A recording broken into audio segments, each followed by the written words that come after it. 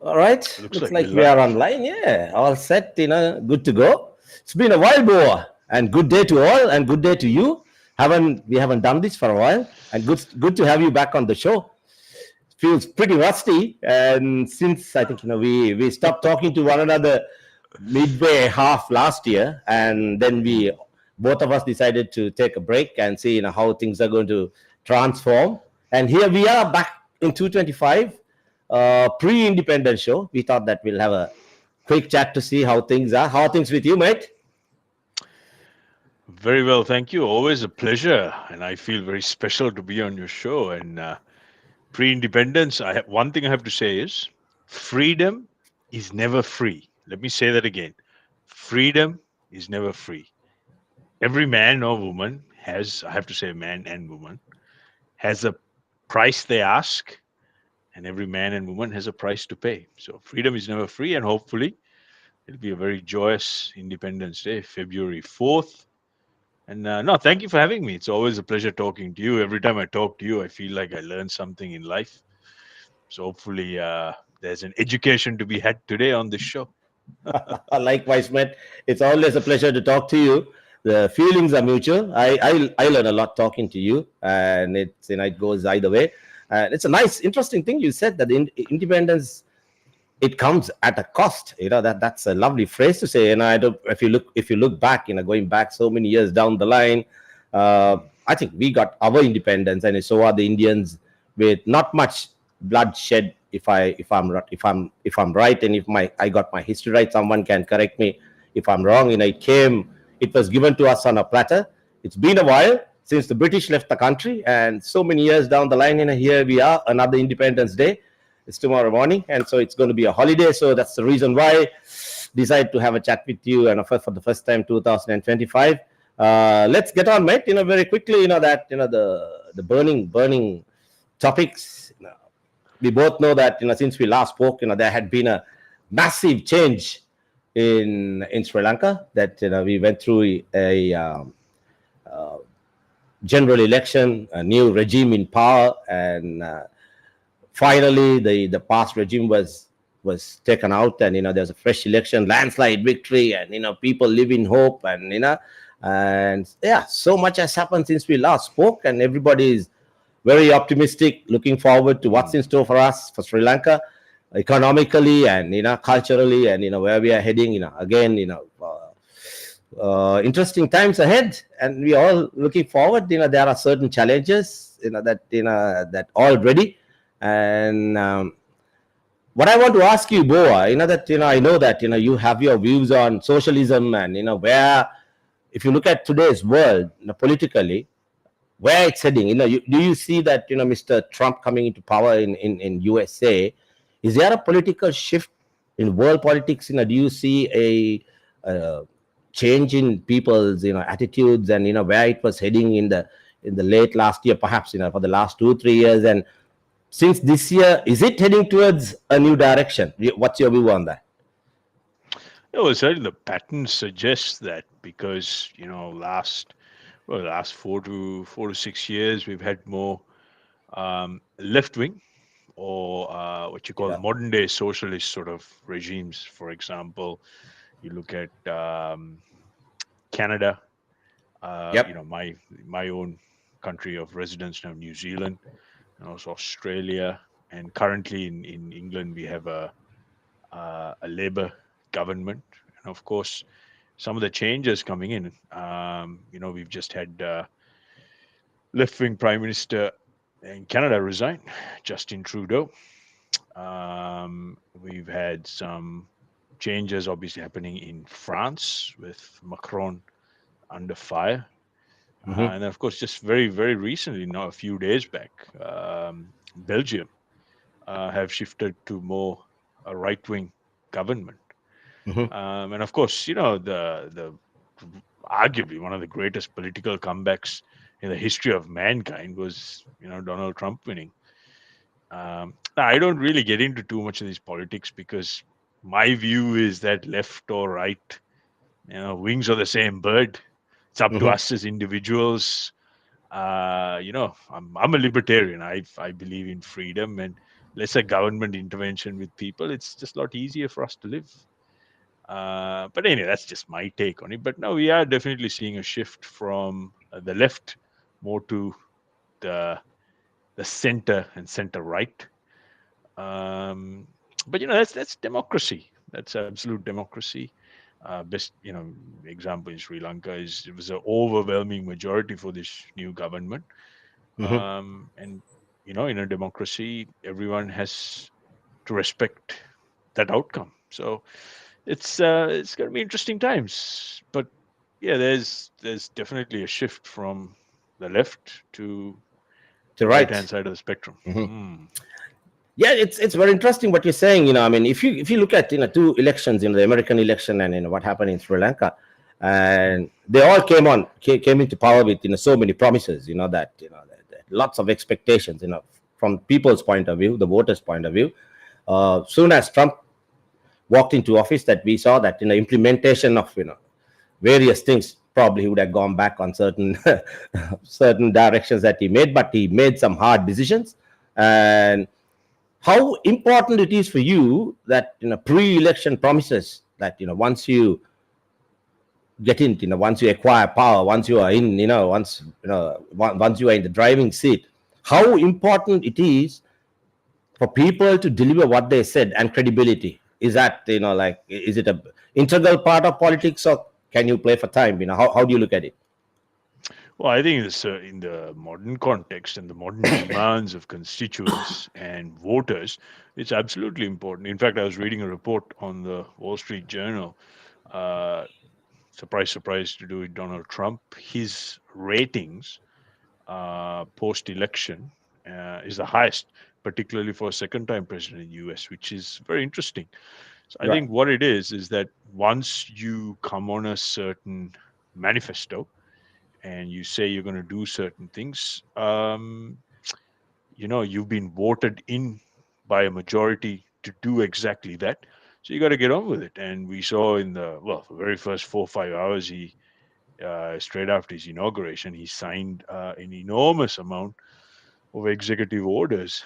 Um, and he's carrying them out. And initially, most people thought that they were threats. Now, whether you agree or disagree with it, the lesson or the moral of the story here is that if you say something, you've got to stand by it and you've got to do it. And I think his approval ratings, as was just reading the Wall Street Journal, suggested. And I find it quite remarkable because Wall Street Journal is known to be a little bit left leaning. And all of a sudden, they're Mhm. writing up all these stories which are favorable towards the right. So it's very interesting. And I guess that's the standard now. And given that we have more access to information, I mean, for example, see what we're doing. We're on social media. We're talking about current affairs, and people have access to information, so everyone's watching very intently. And the flip side of it is that if you come into power or get into office, whatever you call it, um, based on certain principles, and you say you're going to do it, and if you don't, I think the rejection will be very swift as well, because and that's something we're hearing. uh, what's happening in Sri Lanka. Some of the little back chats, which I suppose you can probably, because I know you're very vocal with your views on this matter. Yeah. So yeah, it's just you've got. I think politicians need to be held to a high standard, um, and they have to deliver on what they said they were going to do. Yep. And the longer they sit without doing it, it's going to be a very swift demise. So So I it's guess the it's I think, word yeah, true, man. What you're saying is it's very, very similar to, like, running a corporate setup, isn't it? If you're appointed a CEO or a general manager of a company, and the company have certain expectations, and the deliverance, like, you got to, from the day one, from the time step in, you got to deliver. I mean, you can't say, I mean, okay, there can be instances that people may encounter certain difficulties and certain obstacles in how you address them. But the fact is, the bottom line is, like, if you are a company boss, you're on the board of directors, and you expect your CEO and your general manager, your top executives to perform. As simple as that. And I suppose the same principle applies to people who govern the country. Isn't that is it Yeah, simple as but that? the interesting thing is we've had repeated failures right around the world when it comes to governance, and for some reason, when you're in public office, the Yeah. consequences to failures are not as swift. Like, for example, let's say you and I have a business and we're running a business and our customers demand a certain outcome, and if we don't deliver these outcomes, chances are within a couple of weeks or whatever time, short time frame, we'll be out of business. We won't have customers to work with. But in public domain, I mean, we've seen repeatedly where failure after failure, they just get away with it. And because there's always a voter base which, seems to hang around long enough to support, regardless of how successful or otherwise they are. And we've seen this around the world. So I think the point you made about with Trump coming in and his actions. I mean, that's now set the bar.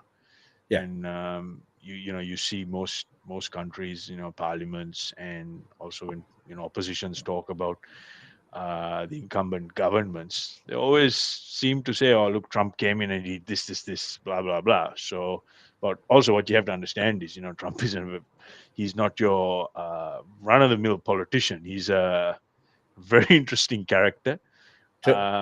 and he speaks his mind. He speaks his Yep. mind, whether you love him or hate him. Some people absolutely adore him. Some people absolutely hate him. So it's yeah, it's interesting, and we'll wait and see. I would like to see more accountability from these politicians because, end of the day, they are financed on public coffers, tax money, Yep. and money which is printed out of thin air. Not going Hmm. to get too much into that because we Yeah. might attract trouble.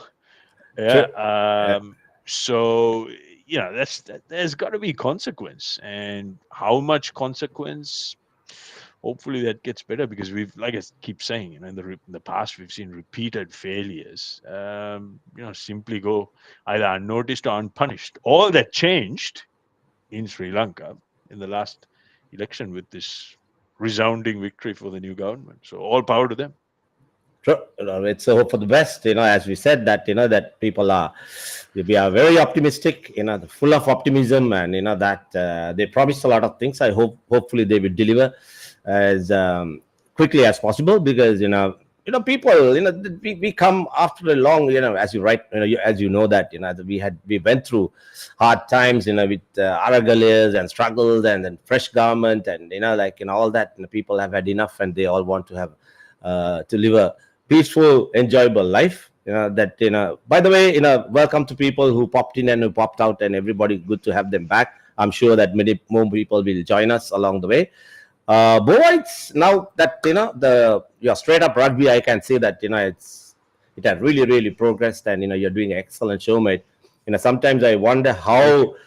how you would manage sitting so many miles across in New Zealand, and just to keep an eye on here with the difference of times, and all that, and it's what's happening, and your hands on, to comment on rugby. I find it's very very difficult. The way, to the extent that you go in detail, that how you do your program.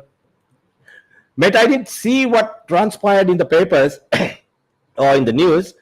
I saw that very briefly, that there was an AGM was supposed to be held on 31st or something like that. And that was due. And if I'm not mistaken, I think the government, or the sports ministry, or the person who is appointed to uh, look after rugby, and asked for an extension. And there was, correct me if I'm wrong, and there was a conflict again with IRB and the decision making process. And I think we were given an ultimatum and to hold the elections on that particular day, and there are not going to be any extensions. In case that if we extend it, there are going to be consequences. Do you have any idea what actually happened? For that directive and the AGM? Oh, look, it's look. Let's put it this way: rugby in Sri Lanka uh, thrives and survives because of the schoolboy game, right? It's immense. It's huge. And obviously, it's one of my hobbies. I have great passion in the schoolboy sport because it's what allowed me to continue and piggyback onto rugby here, and then moving on to coaching. And I'm lucky enough, I can make a living out of it here in Yeah. New Zealand. But as far as club rugby and representative rugby, which is Sri Lanka rugby, I just think it's an absolute joke because all the politics and blah blah blah. And I really don't want to get into it because me personally, I have little to no interest purely because it's an absolute mess. Long story short, World Rugby by way of Asia Rugby, because that's how the affiliation work. It's very similar to cricket, and with your involvement, how you have the Asian Cricket Council and the ICC, so on and so forth. The same sort of thing. Um, Basically, they were given Sri Lanka Rugby, SLR, were given a deadline that they were to have an AGM, and they needed to redraft a constitution which would give the power to the main A division clubs as opposed to the provinces, because in Hmm. some instances these provinces were pretty much redundant and defunct. So obviously that time has come and gone. It didn't happen. So what I learned now is that the I think it's the director general of sport or something, whatever it is, whatever that position is, that person has appealed to a rugby that they need a another extension. Hmm. So look, just sounds really messy and very incompetent and so on and so forth. So frankly speaking, I couldn't care any less because this has no bearing on the schoolboy sport. The schoolboy sport will thrive. It will continue. But it's very unfortunate for the players who want to represent their country because this will have a huge implication and huge setback. And then obviously we have a it's kind of like a World Cup qualifying system in Asia, and we have a game we have to play against Malaysia. So I don't know how all that's going to work out, but like I said, end of the day, there's no plan, there's no preparation. So I can't see this going anywhere. And I personally think that as far as high performance sport goes, I've told you this many a time, it's a bridge too far for the island nation because we just don't have it in our systems and processes. And I think we just have a lack of patience, and the politics and this whole instant noodles like system where they want to see results just turning up 2 days out from a tournament. It's never going to work. CS, there's got to be proper planning, and you got to follow some sort of plan. At the moment, there's no plan. World Rugby has suspended Sri Lanka Rugby. So, long story short, that's what it is. I'm just looking forward to schoolboy season starting later in the year. This year we have a new format. Hold And to on. answer Have your they? Hold on. Have they imposed a sanction against us? For not holding elections. well, formally that hasn't been ratified, but what it means is that the suspension which has been put on Sri Lanka Rugby will be ongoing. So I guess we'll hear more about it, and then possibly the suspension could be pushed further. And it's unlikely that anyone appealing to World Rugby for asking extension, that it's because there's ample time for whoever to do. So like I said, just the whole politics and everything, and I have very little to no interest because from time to time when I talk about these things, people get very anxious, thinking that I want to get involved. Like, for Sure. example, a few months back, I criticized and I openly criticized people for not doing a proper job. Criticized the Referees Association for doing a very poor job. And next thing they were worried that I was going to start my own association of referees, Yeah. and out came the slander. So it's just all this petty mindedness, which I really don't want to get into CS because at the end of the day, I just do this for you know, for my personal enjoyment, and it just gives me a bit of connection into the schoolboy game. And with straight up rugby, it's just kind of snowballed into this thing because, probably because I speak my mind, I speak the truth. And people out there, I mean, they're smart fans. We have Sri Lankans are smart rugby fans. They're intelligent and they know what's right or wrong. And end of the day, I know a thing or two about rugby myself. So I'm just trying to share the passion and grow the game. That's it. It's very sad. I think we spoke about it, years down the line. I think since we started the show, it's not only rugby. Just you take any sport in Sri Lanka, the same story repeats. The people with vested Sure. interest, hanging on to the sport, not for the development of the game, and those people have their own agendas. Probably, they have make a lifestyle out of it. That they live comfortable lives and out of the money that make out of the sport. So no progress. Mhm. It's sad. What you're talking about rugby, and not too long ago, I mean, you probably would have seen we had a couple of exchanges in the Vice Sri Lanka cricket team in New Zealand, and people had very high expectations. They had a fairly what can I say that pretty good run domestically, and most of the games that was played in Sri Lanka. For an example, when whilst the Kiwis were here in Sri Lanka, we performed exceptionally. And with the experience that the Kiwis gained, they went across to India and had a fantastic, test series. And back off, and then we beat them here in 1 days, on their return. And then we went back to New Zealand. People thought, well, this is our best ideal opportunity to make an impact and to beat the Kiwis, but that did not happen. And you had some very interesting views on that, when we spoke last, Hmm. so it looks like we have become like unbeatable. Not that, okay, we'll talk about it. Then if I say unbeatable, then you will turn around and say, what the hell happened in the last test? And it's another story. Everybody Sure. thought that we were unbeatable in our own backyard, but it doesn't happen, isn't it? That how these sides, especially sides like Australia and New Zealand, how they lift themselves up when they come to bigger sporting events. Like they have their conviction, and how they prepare themselves, and how Sri Lanka, we as a whole, as I said, it's not only cricket, not only rugby, the athletics or whatever, and we just don't perform, isn't it, when it comes for the to the big league. Yeah, look, with high performance sport, it's about how you adapt and how quickly you adapt. And things happen very, very fast, right? So if you don't adapt quickly enough, well, you can see for yourself what the results were. Now, of course, I'm no cricket expert, not to your level. The recently concluded New Zealand tour, until right up to the last game, it just didn't look like these guys really, hit any sort of form. So it's just how fast you learn and how fast you adapt to these conditions.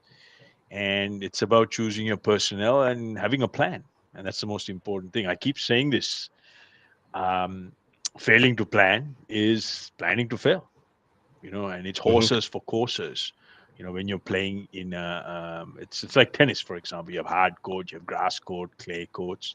So you have different tactics and you prepare in a different way, and you've got to acclimatize to these conditions. So I think we have to actually look at how we prepare, what systems and processes are, and also do we have the skill sets, and are we building the skill sets we need so that people can go on the road consistently perform regardless of the conditions.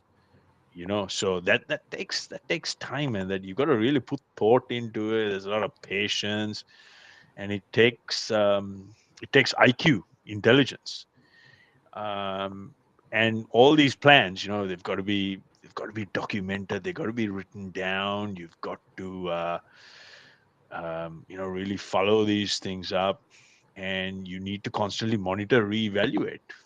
For example, high performance. I remember the first time I was invited into a high performance environment. It was a super rugby team, and I was just completely blown away at the amount of data and the detail, and how much simplicity they they really strip everything down, so they keep things really basic. so that everyone has a very clear understanding of what it is. And the level of analysis which goes into perfecting the basics was absolutely mind blowing. Um, so all this takes a lot of discipline, and it's not for everyone. CS high performance is not for everyone. I've said this on a number of occasions. You need mentally focused and tough people, and sometimes in high performance environments, you've got to go home crying, quite literally, and then you got to put all that aside, wake up next morning, make up your mind, and come back, um, and get on with your work. That's just how it is. So I think it's just a mix of all this and not having the right people on board. There's a good old analogy of getting the right people sitting on the right seats of the bus, having the right bus driver, having the right conductor of the bus, having the baggage person. So you just got to plan these things, and I think there's a serious lack of it. And if you don't know what to do, you got to get people who actually understand what it is and learn from them. And I think that's the tough part, Want to because clarify anything? Yeah, go on, mate. you Yeah. know I mean, think about how many times have you worked with successful overseas coaches, but they've always fallen to that same trap where once they try to work on a certain philosophy, and when that philosophy gets too big or challenging for the locals, they'll gang up on this person and they'll push them out because it threatens their little comfort zone. So you've got to be, and that's one thing I've learned here, that you have to be very comfortable at getting uncomfortable. That's how you grow. If you want to grow and if you want to be successful, you have to do difficult things. Sure. In fact, I saw a clip of yours the other day doing some deadlifts. So if you want to grow physically, you've got to do difficult things. If you get comfortable doing the same thing, you're not going to see any growth. So high performance sport is not that. So I know that's a lot of detail. I've sort of spoken probably a little bit too much, but it's a mix of all of that.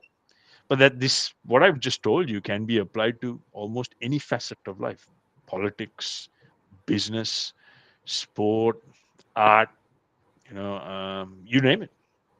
So yeah.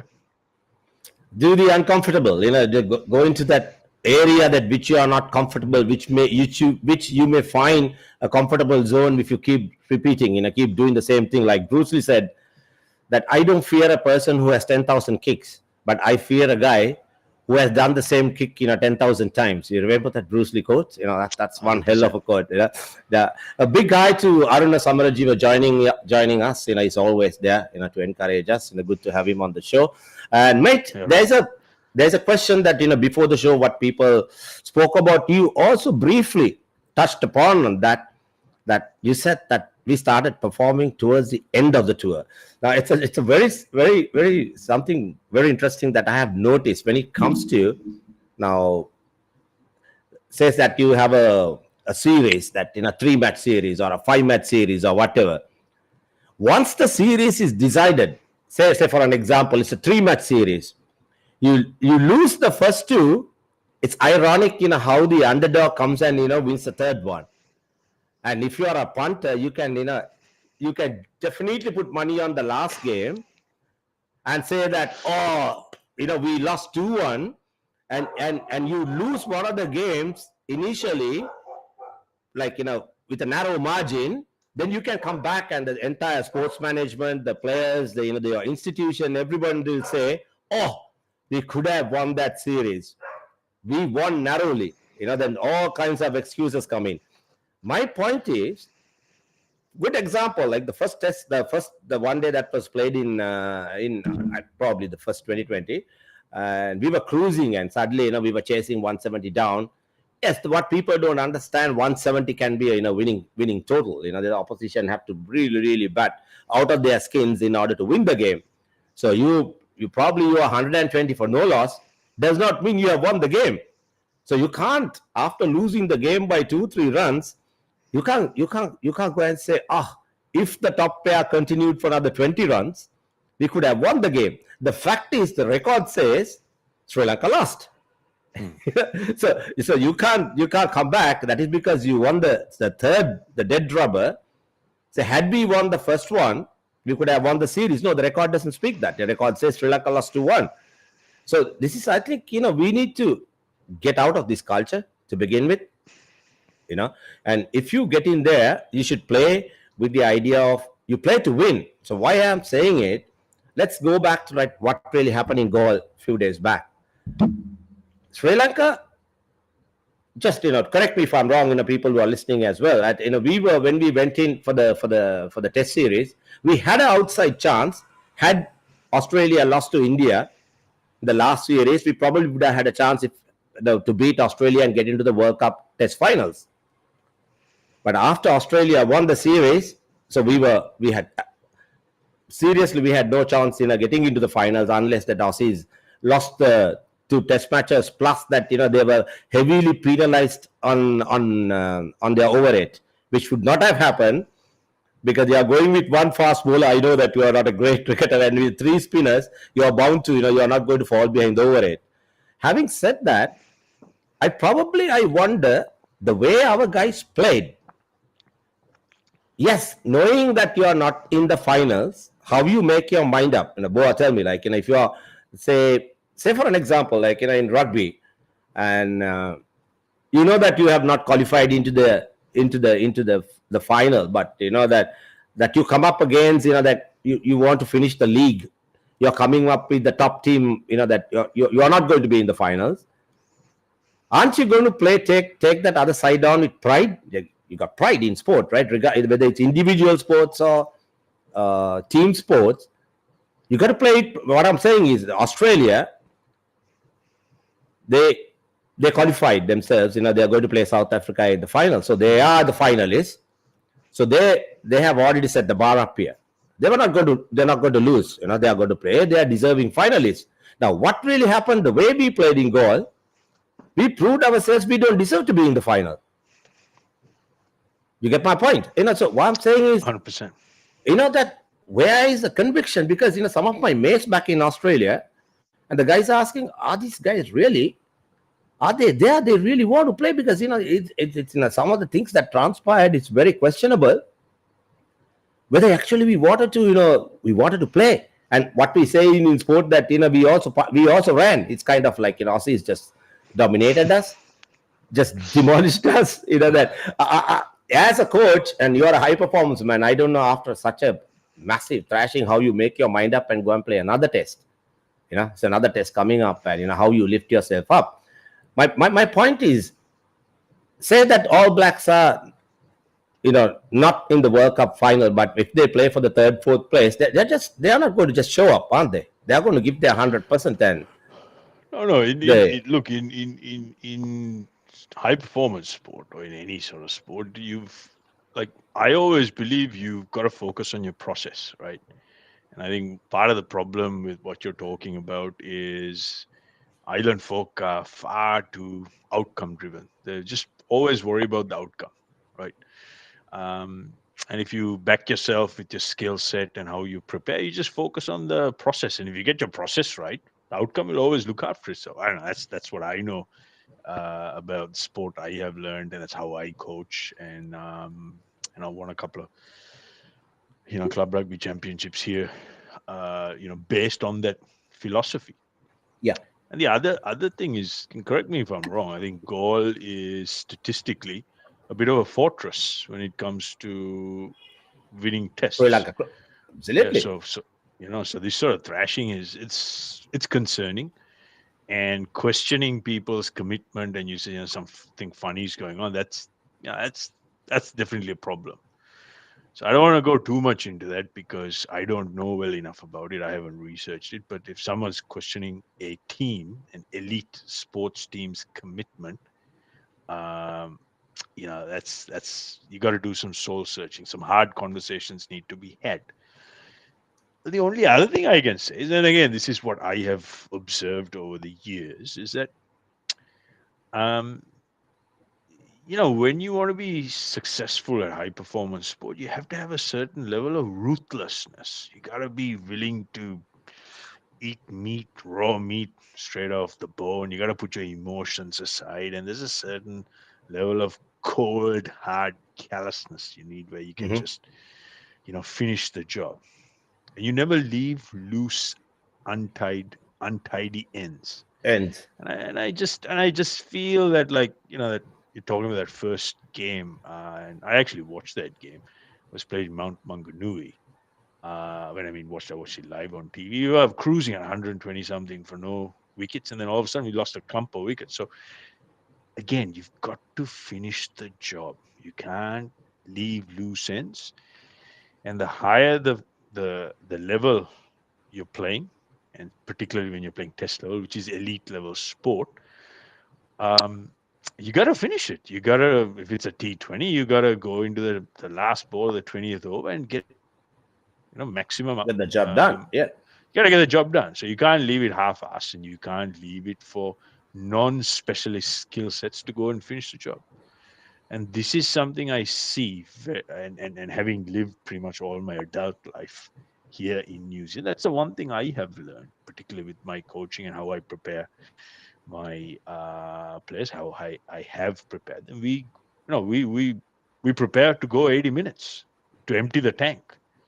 In fact, I recall first Premiership final was at Eden Park. We played a team called Ponsonby. They had won the Premiership title 35 times in a 100-year history, and we were in our um, fourth final, and we first time in a final after 49 years.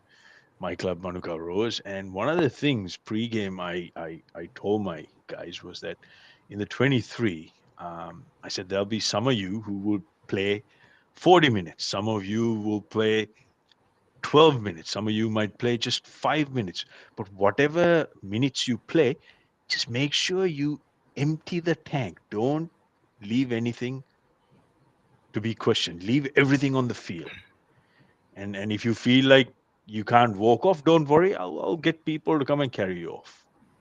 And I said that's all I want you to do. I just need to give supreme effort and just go execute your skill set. We've gone through the game plan. And eventually, it was a last play penalty kick which won us the game. And that is what I'm talking about. You don't leave loose ends. You've got to have that mindset, that ruthlessness, where when you get that opportunity, you finish it. So you got a killer instinct. And I think there's a significant lack of that. I mean, correct me if I'm wrong. Um, but it's not something you can just go buy off the shelf. You've got to develop that. You got to, build a skill set. And of course, as part of your mental skills, it's very easy for me to say this. And this is I think this is a part which island folks don't necessarily focus enough. You got to do a bit of coaching around this whole mental skills thing. Because You're I mean, right, think about mate. it. Yeah. When we were kids, how many times have our elders and parents and coaches told us, go out there, be strong. But has anyone actually taught anyone or spoken about what sort of tactics you can use to be strong? Because when the pressure is really ramped up at the elite level, you've got to have a skill set where you can draw upon. So I think, these are just little things I see. It's my helicopter view. Make what you may of it, and hopefully it'll be useful. I think. Yep. You're right, mate. Big hi to Riza who's joining us. That's another interesting point that I want to bring it up. Like since Arun and Riza are there, so we keep calling ourselves inexperienced Lankan team, right? Let me tell you a story. The time I was my brief period that I was with Sri Lanka team, we beat Australia 3-0 back home.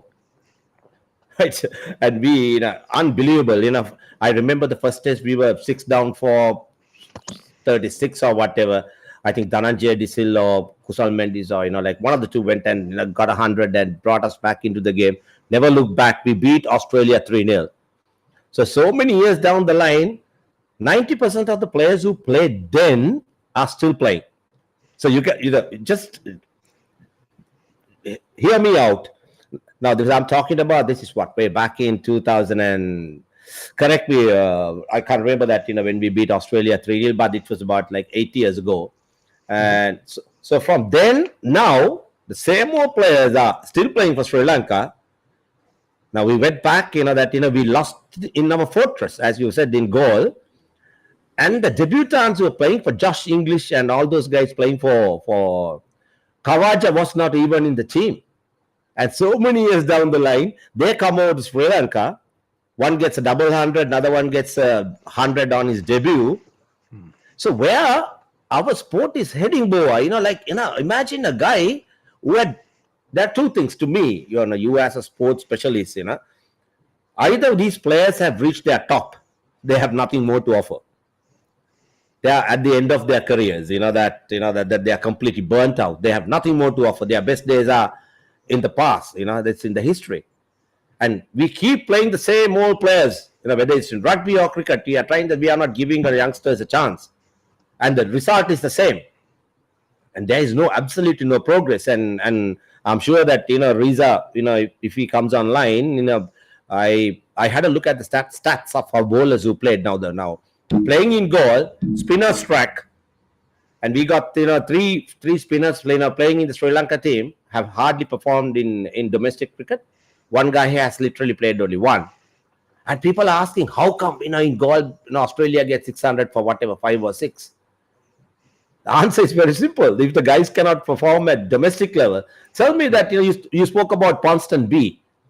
If a player cannot perform playing for Ponston B, do you expect that player to perform at all international level? No, That's no, not going no. to You're happen, right. right? You're right. You're right. And I think that you have to revisit your selection criteria, and there are non-negotiables. So clearly, again, there's a hole in that process. Um, and like at elite level, at test level, right? You've got to. So let me make a bit of a distinction here. Now, you talk about the cricket team, right? The Sri Lanka rep team. Now, all these guys are paid professionals, right? So I think there's a bit of a difference here as well, because now I refer to test level Yeah. as elite level, because there's nothing beyond that. But if you look at our guys, and if you look at the Australians, physically, uh, 1 to 15 in that entire squad, or whatever, 15, 18, however many they bring on the tour, then absolute physical shape, right? They uh, they can execute their skill set. They've got the skill set, and they've got the physical athleticism to back it up, right? And I did watch a little bit of those highlights, and I think the first innings, how many drop catches were there? How many missed chances? How many non-reviews, which had they been reviewed, um, would have had a very different result. So this is what I'm saying. At the elite level, and you look at our guys, we don't necessarily look as athletic as we should. And that tells me one thing, that they're not working hard enough, and that they're not quite in sync with the nutritional requirements. And, I'll give a really good example. You look at the Olympic 100 meters final, right? 1 to 8, they all look the same, right? They all look ripped, not 1 ounce of fat in their body. That's because the difference at that level is just 1/100th of a nano microsecond, whatever that is, Yeah. right? And that's what it takes to be right at the top at that level. So like I said, the higher the level, the higher the demands, and you have to prepare in a certain way. If you don't prepare in that way, and if you don't meet the criteria, then you're not good enough. So if you start throwing people in there who don't meet the elite level criteria, of course you're going to get absolutely slaughtered, which is what happened. See, So now that you brought up that Boa, that we all know that all international teams, including, I'm sure that that even at club level, rugby, cricket, all sports, now they have very strict standards that they have imposed. Very simple, like you got to run 2 kilometers, under 7 minutes. So now that is like when they say, like, okay, 2 kilometers, 7.5 seconds, 7.5 minutes, or whatever. It just that's a qualifying, and like an average, nothing exceptional for a top athlete. Now the problem is with my personal experience that I have. Now our guys, without challenging to get better, their idea is just merely qualify, run your 2 kilometers under 7.5. Now if we talk about, now I saw a few years back the All Blacks doing the Bronco. Mhm. Mate, no, you can, but you can do the Bronco, under 7 minutes or whatever, 6 minutes or whatever. But these guys have set personal standards, and some of those boys were doing it under 5 minutes. And they keep challenging. It's just qualifying is not the problem. So I think what you said, that when you looked at our team, that they didn't look physically fit. It's not the nutrition or whatever, because some of these guys, they take shortcuts merely to get over that, that what is in place, the minimum requirement, which is not good enough, which you are taking a superior athlete who has trained harder. And like Aruna said, they got fire in their belly, they got pride, the being in the test finals, the conviction, the pride of playing for the country. And you get a bunch of guys who are at the end of their careers just playing for nothing. I think that is where it's going. I think it's time for cricket, rugby, whatever, people who are running these organizations, need to take a reality call to wake up and do the right thing. Otherwise, it's just, as a nation, we are going down in everything. That's what I'm saying. Yeah, CS, this is deja vu. You said these same words. I think it was like 3 years ago. I think we had Avishka on the show, and it was you, Avishka, and myself. You said these same words. Fast forward 3 years, we're still here. And in fact, I said that, saying, hopefully, we don't have to say these same words 2, 3 years down the line. And here we are talking about the same thing. So, people have to take personal accountability, and there has to be, you gotta have some self-respect, and like I'll give you an example. Like, a few years back, I mean, you will attest to this. Me personally, I was carrying a few extra kilos. I was actually about 17 kilos overweight 3 years ago, heavier.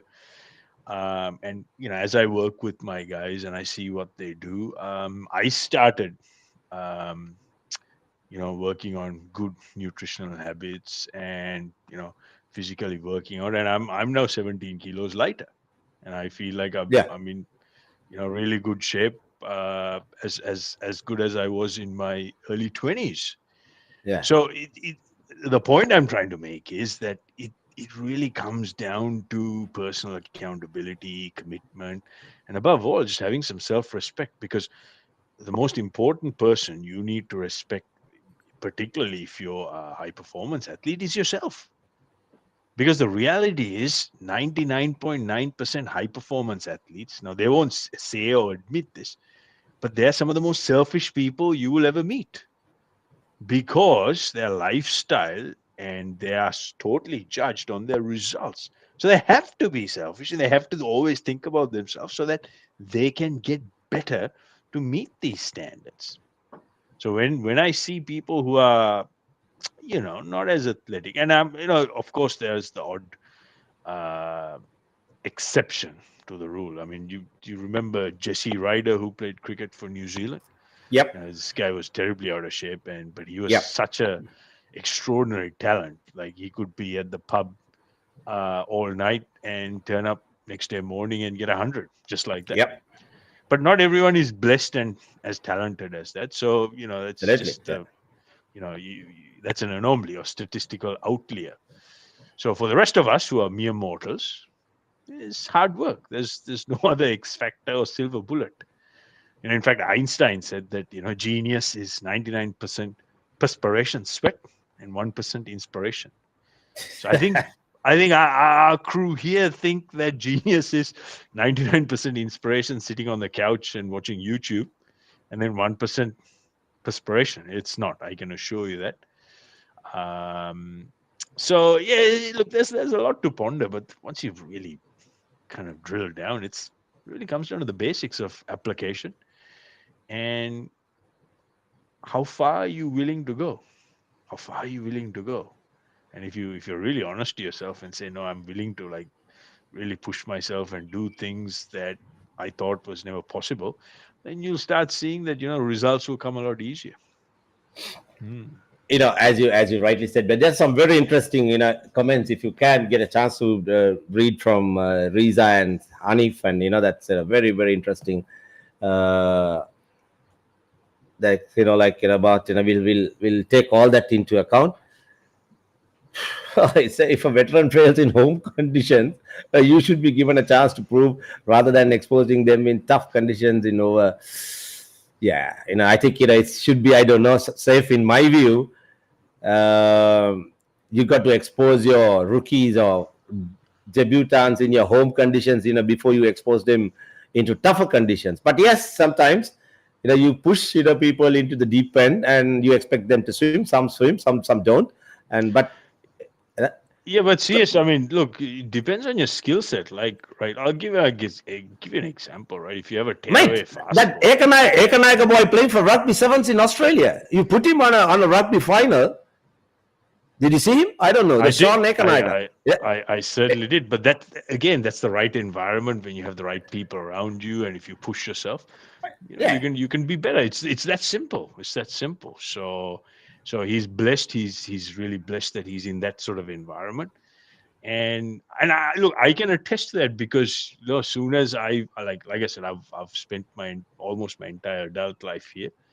One of the first things I found that was easy to learn stuff was just keep my mouth shut and actually mimic what all the top guys do, just word for word.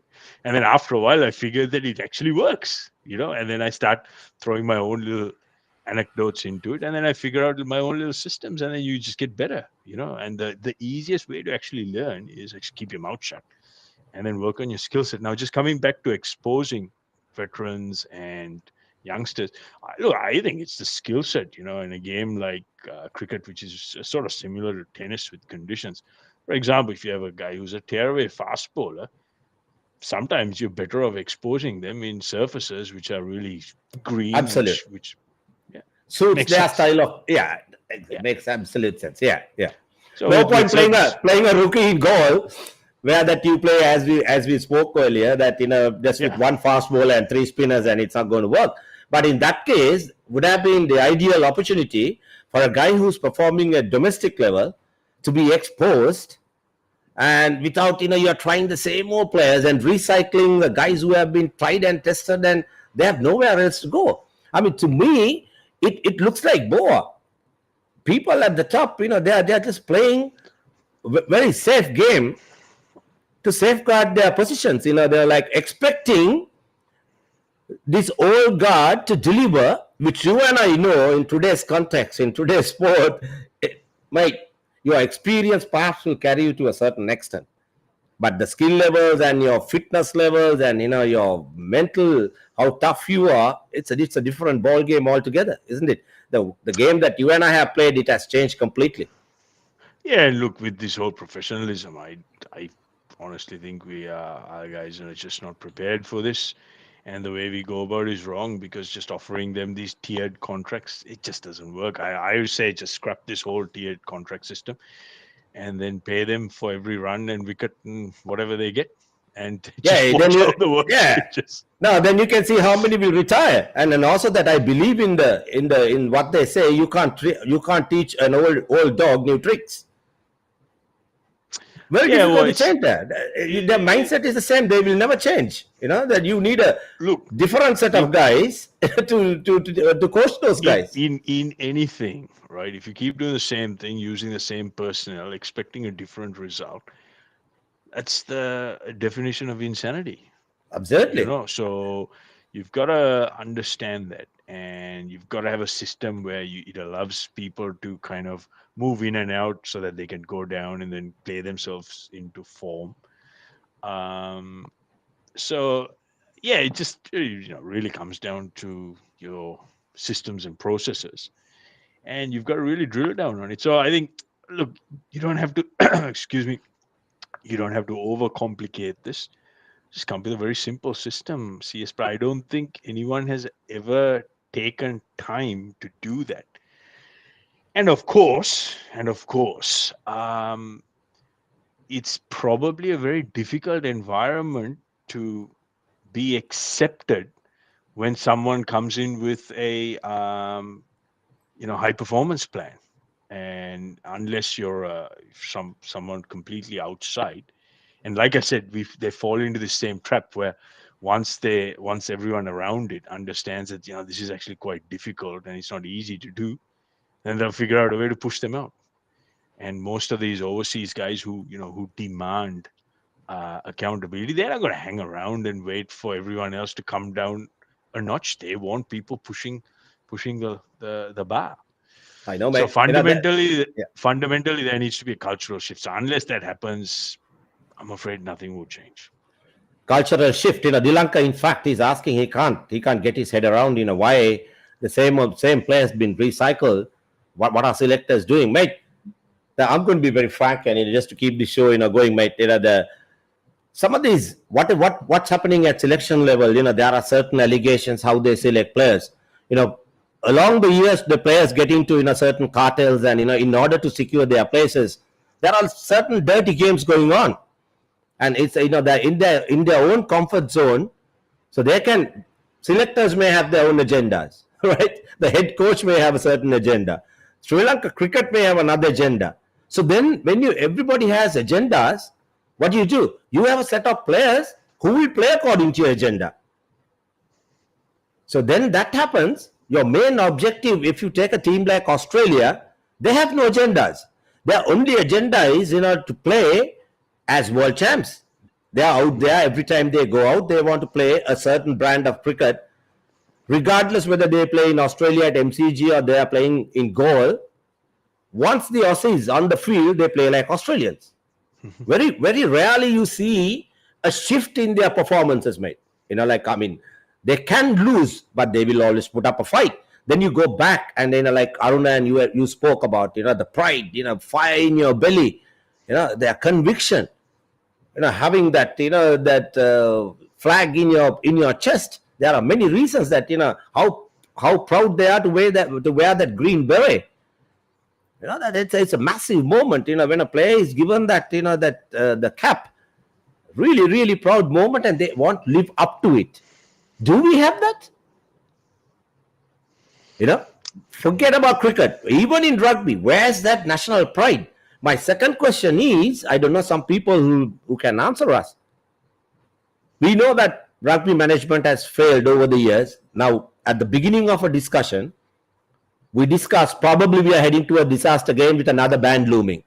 And if that happens, our rugby will go back. You said, yeah, regardless what happens, school rugby will go on. Yep. The kids play up to under 19 and they just simply disappear. That's the end of it. But there's a big hype, all boys getting it together, schools playing, attacking referees, referees getting thrashed, all boys fighting and all that drama, blah, blah, blah. It ends the day the kid leaves school. And sure does. A few weeks back, that someone, a foreigner asked me, how come? Take Sri Lanka schools rugby, take Sri Lanka schools cricket, the structures that we have in place, under 12 to under 19, beautifully structured, under 15s, under 17s, under 19s, the progression, they play. And soon after once they play under 19, get their colors or whatever, the kids disappear. You take Australia and New Zealand, kids started to blossom after 19. They are not great athletes, when they were at school level. They just do basic, skills, but blossom. So basically, there's something wrong, economically, structurally, that how Sri Lanka is placed sports wise. Very few players blossom after leaving school. We lose millions of good kids, talented kids after leaving school due to economic reasons. And the first thing they have to look after their parents, and that so many challenges. They need to find a job, so the sports become secondary. Whereas in other countries, and as you elevate into you lose when you leave under 19, there's money, there's sponsorship, there's encouragement. So basically, structurally, we are wrong, right? Yeah. Did our previous governments, the sports ministers, did they address this? No. Has the current regime got resources to address it? No. Where are we heading as a nation? Disaster, mate. Boy, that's you and I can, you can talk. We can stand on our heads and talk, mate. But if that, if our infrastructure is not right, you and I can come back after 6 months and we'll be talking the same thing over and over, and we will not see any progress. call me a skeptic, but I don't see this changing at all, because I'll tell you why. The simple reason is we don't have people with the right IQ and skill set who need to be changing these policies. It's that simple. We've had repeated failures, and it's just been overcomplicated. Like for example, I believe with government intervention, they should have nothing to do with high performance. What they need to do is make sure the infrastructure in the country, for example, say it's cricket, right? Just make sure that there's public access where kids can just go and have a good time and play cricket. It's that simple. Make sure that they have access to gear, and then the community or grassroots level is well looked after, because that's where you actually grow your stars, not at high performance level. You got to understand that. All the high performance does is they will take the rough diamonds, chip away, and make Yep. them that final product. So that's where we've got the structure wrong, right? And that's one thing I've learned here, particularly with rugby, the emphasis on grassroots level, how club coaches work with provincial coaches and franchise coaches, and then eventually the test coaches, right? And as far as government or whatever that's concerned, all they have to do is just make sure that the public infrastructure is there, so that community level sport doesn't suffer. That's it. Because look, what makes you look, they can't, and I'm not pointing my finger at one government or governments, but successive governments haven't been able to solve the most basic of problems, right? What makes anyone think that they're capable of making us world champs or high performance? Come on, it's never going to work. That is just absolute nonsense. And my belief is that politicians and governments should stay well clear of sport. And I'm all for the professional model. I think it's up to individual ownership, and if you're good enough, you'll find a way. And that's a little bit I know. And we're just gonna get away from this whole handout mentality where we expect everyone to give. Nah, that never works. All you do is you breed ungrateful people who just every time want to put their hand out. You've just got to be able to figure it out yourself to a certain point, and then once you're good enough, the money will come, and then you do it by yourself. But again, that's just my view. It's probably not going to bode well. It's probably going to be very unpopular. Most people say, what's this guy talking about? But I found that's actually worked, and I have results to show for that. Matt, what you're saying is, that what lots of people don't understand. Yes, what you're saying is, whether it's Sri Lanka Rugby Union (SLRFU) and Sri Lanka Cricket, they are independent institutions that should, they work. But they're They not. only That's the problem. They're not, no. This is what I'm because saying. No, obviously the politics and everything comes in, and then successively, it's just become too hard, and just no one's willing to work with each other, and that's the way I see that. yeah. That's Well, not what I'm trying going to to say, what change. I'm trying to tell you is, technically, these institutions are supposed to function independently, reporting Sure. to their like flagship, like IRB and ICCN, and Hmm. that what you are saying is there should not be any political interference, which is true. But it is nothing new in this part of the world. It happened in India. It happened many Sure. times in Pakistan. It happened in Bangladesh. When the management is corrupt, the government can step in and put that institution back on the right path. So that is where you need to bring in reforms. That's the only role that the government can play. You know, so that is where that we people that they are given a certain Yeah, like my view, CS, honestly, is if a government has to do that, you've lost the plot. It's never going to work, because then political biases will come in, and it's just too difficult. Then it just becomes a bit of a gamble. Once in I don't know, 20, 30 years, you might find a team which clicks together, but then that's just on the personal note. no, So that's not what I I'm saying. No, you didn't. My point is, right. Once the directive comes from the Attorney General's office, right? that the system needs to be cleaned up, right? So you bring in new reforms, you change the constitution and clean it up, and you go back into a democratic process. You can't forever. You can't run, with putting government, lackeys in the in that, what do you call, Sure. competent authorities and all that. That's not going to work. You have to No. go back into a democratic process. But the thing is, like a human body, if there is a cancer, eliminate the cancer and allow the body to function. So it's which is not happening, and it's sort of, I guess it's a subject that, boy, you know it better than I do, right? How you address, now at the corruption has set into our institutions. Rugby is in disarray, cricket is, heading towards the same path, and a club that you and I love very much is in dire straits. The bar license revoked. I was told after I posted that they have got the license. I don't know how it happened. Like suddenly the license have come, and everything is in an absolute bloody mess. And people who say things, they don't walk the talk. And saddest part is certain people who are willing to accept flimsy excuses given by these people are, we need time to do this, we need time to do that. We spoke about it, how Donald Trump did it as he came into power. You've got to do things, whether right or wrong, do it, and it may work. Because as we rightly said, like what we spoke 3 years ago, we are still talking, we are still harping on the same thing, but we don't see any light at the end of the tunnel. That's the saddest part. What do we do? Unfortunately. That is where it's all come, after all these years since we last spoke. We're talking here after 6-7 months. We're going back to the same place, and we are looking and we are wondering where the answers are, which we have no answers. I don't know whether people like Aruna and Riza, those people have answers. This is where we are heading. Otherwise, as a nation, forget politics, mate. Economically, what can I say? Everything.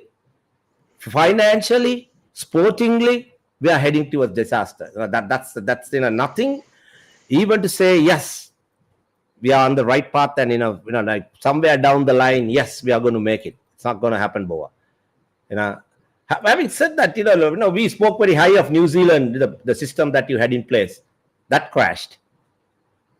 Yeah, it's just you've just got to recalibrate from time to time. No system is perfect. Right now the rugby system here is going through some significant changes because it's not viable for the professional game to survive. So you just got to make the changes, and it's a ever evolving product, because professional sport is now entertainment. You're not just competing against sport, you're competing against music, you're competing against talk shows, TV, prime time. So it's a cutthroat event, cutthroat industry of entertainment. Anyways, yes, I think that's a perfect segue. Yeah, I got to check I out know, my mate. man. Yep, we had a long chat, and always I know. Let's always talk. good to chat with you. I know. Let's get together and have another chat. And a big thank you to all those people, with such fantastic comments, For sure. which I'll go through and I'll see whether I can answer some of those very interesting queries, and to see whether in my own way, in our own way, that we can answer. Thanks a lot, and have a happy Independence, Bo. Have a great evening. Happy I Independence. hope your stock market will bounce back, and that you will have a better day tomorrow than today. And by the way, it can only go up. Yeah, I know. We'll and by the way, let's say a big hi to Harpo, because in case that we don't have coconuts and to eat polsambol, we can always have Harpo's pizzas.